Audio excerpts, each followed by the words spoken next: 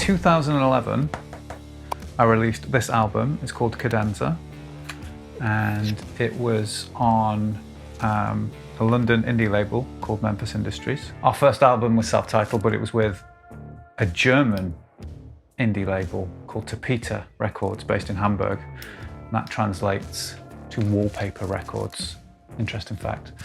So we released this album in April 2011, and on it is a track called X-O, and it samples Electric Counterpoint Part III by Steve Reich. Electric Counterpoint starts with one single line like this.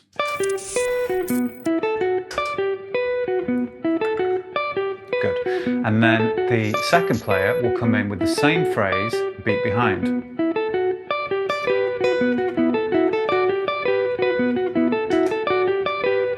And then you get this bass line that's fed in a little bit at a time, and it just brings the whole thing together.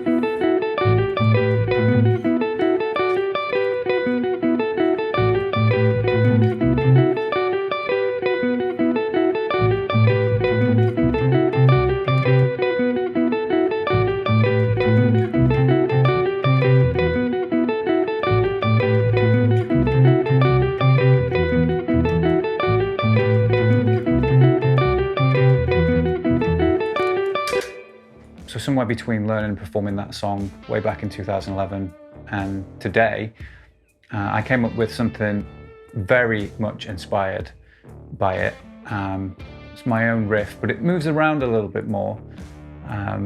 It's in 5/4, so a different time signature, but it follows the exact same principles. It's coming in one beat after itself, and I cycle it around 3 times.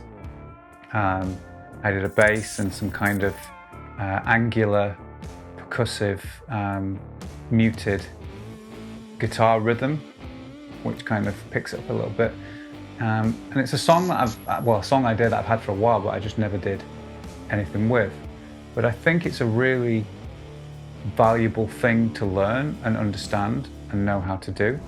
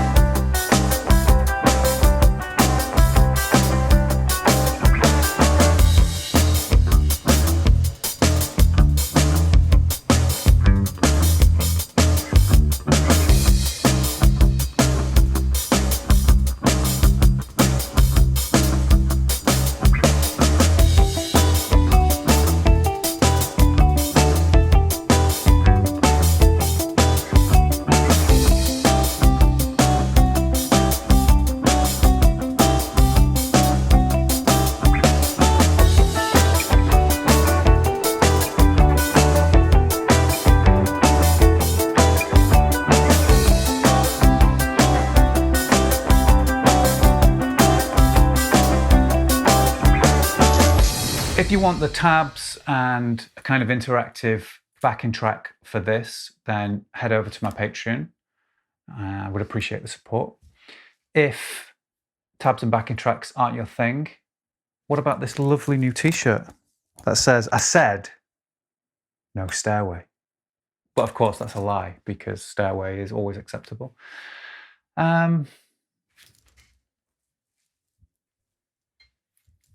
If t-shirts aren't your thing, what about a brew? I mean, come on. Especially if you play nines.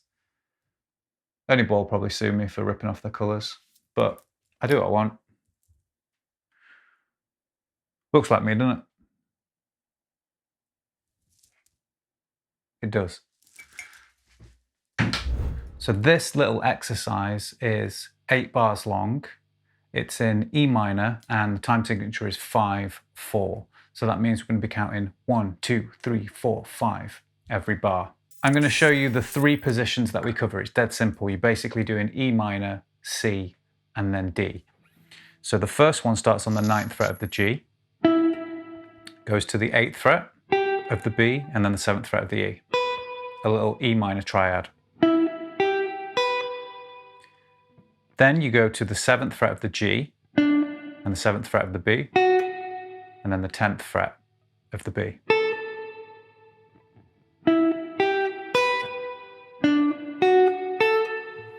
Because we're in 5/4, the rhythm is kind of wonky and awkward, but it's going to go like this.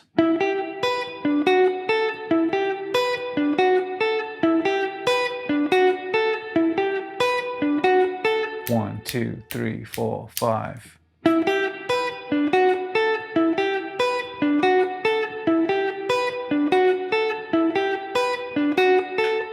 It's really important here that we get individual clear notes. We don't want any bleed. So I'm taking the fingers off after I finish playing the note, which gives it that clarity. Each note is staccato. So the second shape, we're going to move down to the top of the C major chord. That's going to be the 5th fret of the G with the 3rd finger, the 5th fret of the B with the pinky, and the 3rd fret of the high E with the index finger. Then we go back to the 5th fret of the G with the 3rd finger, 3rd fret of the B with the 2nd finger, and then 2nd fret of the high E with the index finger. And you're going to do that 3.5 times. And when I say 3.5, the half is just going to be this part without this part. Okay? So it goes like this. 1, 2, 3, half. And all we're going to do to complete the riff is move up 2 frets to the top of a D major. Same fingering, 3rd finger, pinky and index. 7, 7, 5. And that takes us back up to E minor. So that's the phrase. The goal is now to cycle it around on a looper, or you could record it into Logic, Pro Tools, whatever, and then you're going to play the same riff but 1 beat behind, and technically speaking, play what would be your own delay pattern. So what we're going to do first is lay down a single loop of the first riff.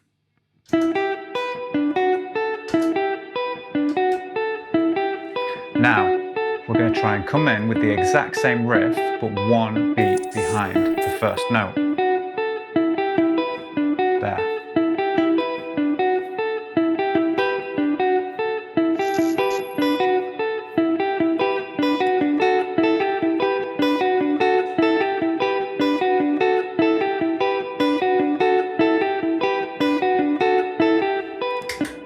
Like that.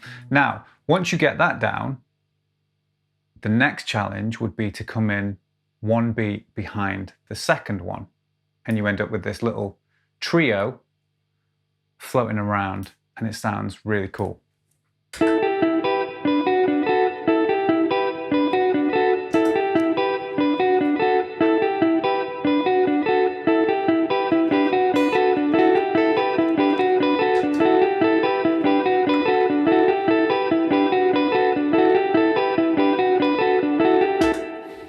So remember that that's just the first riff.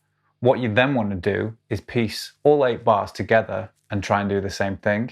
And that's where it gets tricky, because if you waver slightly or one of the second or third layers is slightly out, it's going to really annoy you, and it's going to really encourage you to nail that timing. It's kind of an example of composition workflow, something of this caliber or of this nature, however you want to phrase it. And it's kind of a good example of how just one simple riff that might not sound too special by itself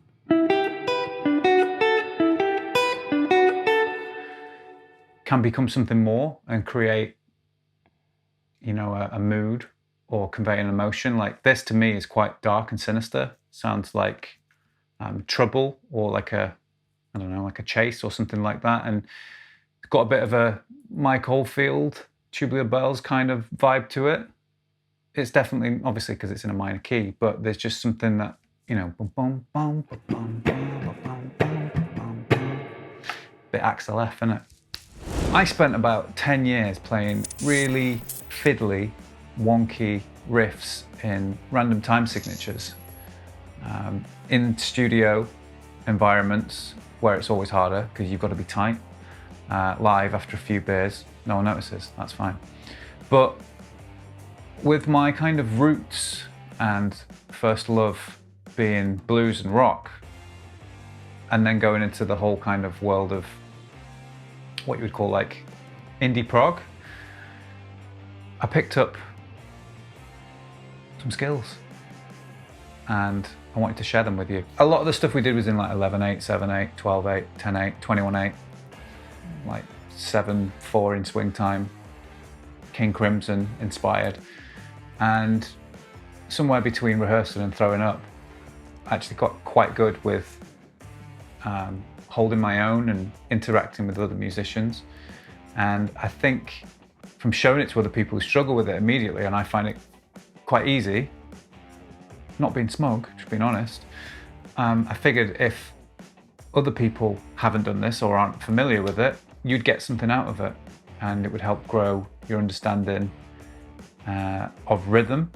A few things that you could try: just playing the main line and putting a delay on and having it be the beat behind and stay in time with that. And if you kind of fluctuate in tempo, you'll have to get back in because the delay is set for a certain parameter. You could then just put the first riff down on a looper and play one beat behind it, and then put the 2 down and play one beat behind the second one, so you've got the 3. Or you can put it into Logic, pan it around, add some other instruments, or even better, make up your own riff and experiment with layering them a beat behind each other, or even 2 beats behind each other. Mess around with it, experiment. It's an idea and a concept for you to take forward and just experiment and have fun with, and hopefully learn something new. It has been exceptionally emotional, and I am in dire need of a haircut. We all know that. But do you remember the last time I got my hair cut down here? I ended up looking like Charles Dickens, but like Charles Dickens after he got into a scrap in a pub car park or something, you know what I mean? So I'm gonna hold off until I go back to Manchester to see Annette. In fact, check this out. I forgot to mention this. Not that I would mention it, but there was actually a guy who got in touch with Gab on Facebook to ask where her boyfriend, me, got his haircut. And then he travelled like an hour and a half to my hairdresser's in Marple, and he got his haircut by my hairdresser. And he loved it. Of course he loved it, look at this. But how weird's that? It's the way the world works nowadays. Influencer. See you next week.